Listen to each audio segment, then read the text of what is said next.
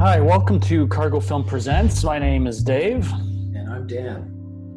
Cargo Film Presents, we talk about documentary film. Today, we would like to talk about the film RBG. RBG is a 2019 Oscar-nominated documentary directed by Julie Cohen and Betsy West. The movie is about, of course, the recently passed Supreme Court Justice, Ruth Bader Ginsburg, the second woman ever selected to the Supreme Court. It features the feminist icon as this unassuming law student, one of 9 women in a class of 500 at Harvard, to the legal force that she became, taking on issues of women's rights and other progressive social issues, and finally her being vaulted to rock star status that she attained in our culture towards the end of her life. It's a sort of cradle to grave biography doc, as you said, and a kind of very heartfelt tribute to Ruth Bader Ginsburg. I think it took everyone by surprise. It made over like $14 million at the box office when it was released. It became a kind of cultural sensation. It's a really remarkable, important documentary. I think it tells Ginsburg's story as a kind of only in America story. She's from sort of first or second generation immigrant parents in Brooklyn, as you mentioned, at a time of deep gender discrimination and sexism, who rises to the highest court in the land. And, I was reading this week, apparently one of her kind of favorite jokes or quips was, what's the difference between a bookmaker in Brooklyn and a Supreme Court justice? The answer, one generation.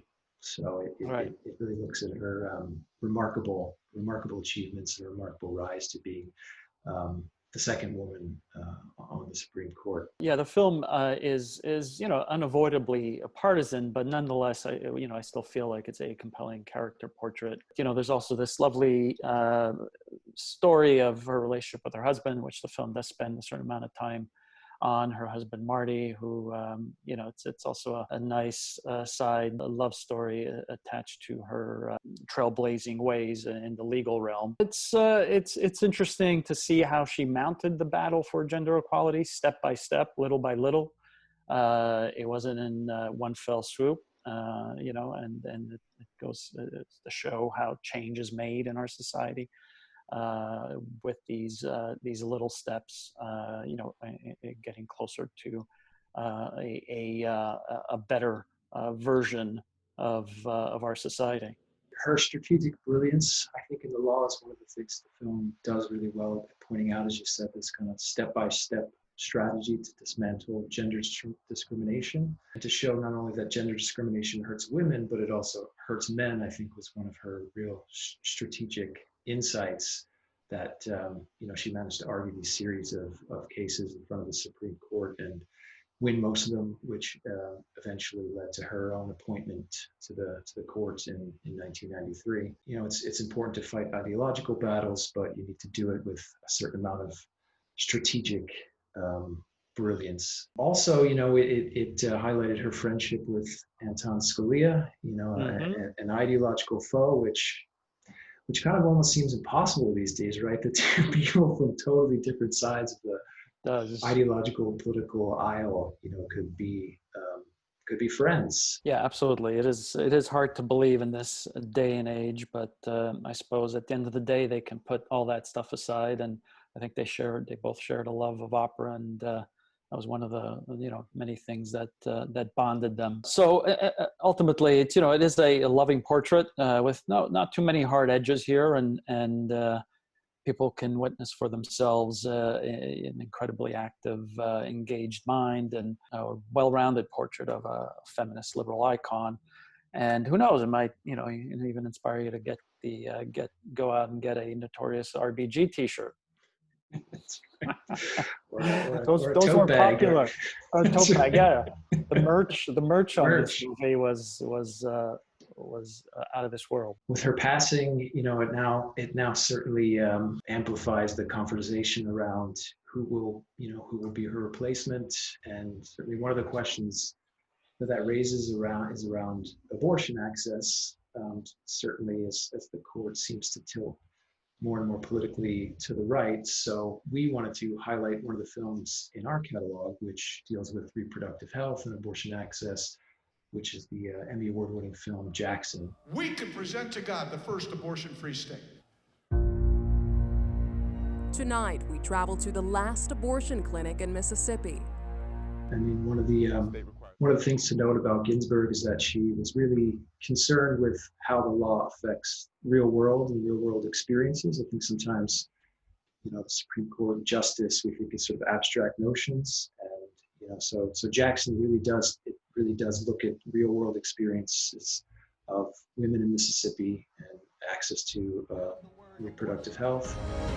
I can't say that we're pro-life until we take action on it. The state's only abortion clinic vandalized. If something happens here and something happens to this staff, I feel responsible for all this shit. If you've seen RBG, or if you're looking for another movie, another documentary, this is definitely an important one to see, with all the conversation that's happening now around the Supreme Court and certainly access to reproductive health for women. Yep, and Jackson, you can certainly watch on Vimeo on demand, but it's also now, and it first aired on Showtime, where it won the Emmy for Best Social Issue Documentary, but now is in its second life on HBO Max. So if you've got HBO Max, you can catch it there. It's directed by Macy Crow, a young up-and-coming filmmaker that you should keep your eye on. So check out the film.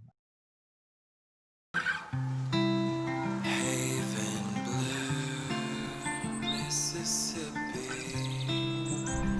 Heaven, Mississippi, Missy. What a great day it was here in the city of Jackson, Mississippi.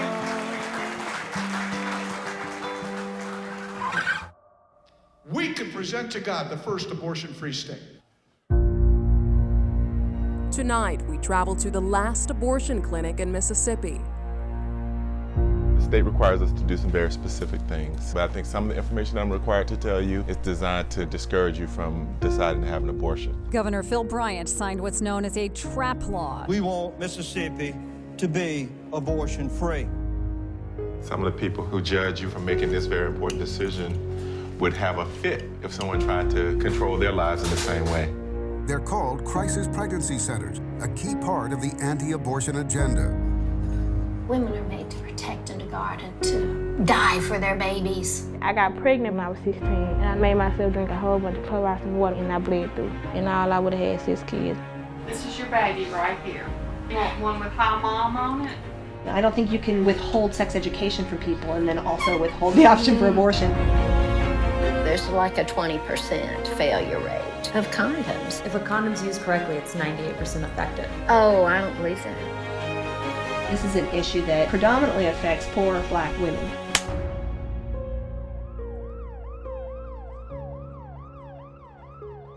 This clinic stays open. This clinic stays open. Your Honor, we're talking about the Mississippi state law. We have got to take shame out of the word abortion. I can't say that we're pro-life until we take action on it. The state's only abortion clinic vandalized. If something happens here and something happens to this staff, I feel responsible for all this shit. Just keep wanting it to get easier. Man, fill you up with kids and you don't give a fuck about damn one of them. What you are doing is premeditated murder.